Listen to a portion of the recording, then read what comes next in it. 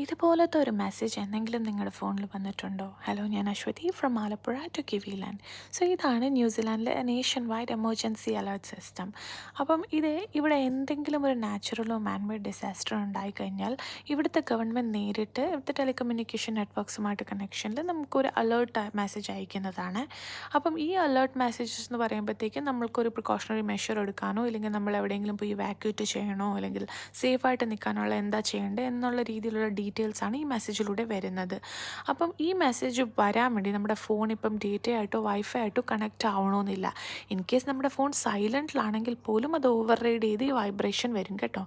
അപ്പം ഈ മെസ്സേജ് നമ്മൾ രാത്രി കിടന്നുറങ്ങുവാണെങ്കിൽ ഉറക്കത്തിൽ നിന്ന് പോലും എണീപ്പിക്കുന്ന രീതിയിലുള്ള ഒരു ലൗഡ് ബാങ്ങും വൈബ്രേഷനുമായിട്ട് നമ്മുടെ ഫോണിൽ ബ്ലിങ്ക് ചെയ്യും. അപ്പോൾ ഇത് കാരണം ഒരുപാട് ലൈഫ്സ് സേവ് ചെയ്യാൻ പറ്റുന്നുണ്ട് ന്യൂസിലാൻഡ് ഗവൺമെൻറ്റിന്. അപ്പം നമ്മുടെ നാട്ടിൽ വരുന്ന SMS സിസ്റ്റം എത്രയോ പേര് SMS ഓപ്പൺ പോലും ചെയ്ത് നോക്കാറില്ല. അപ്പോൾ ഒരു അഡ്വാൻസ്ഡ് ആയിട്ടുള്ള ഒരു നേഷൻ വൈഡ് അലേർട്ട് സിസ്റ്റം വേണമെന്ന് നിങ്ങൾക്ക് തോന്നുന്നുണ്ടോ? എന്നാൽ പറയണേ. Thank you.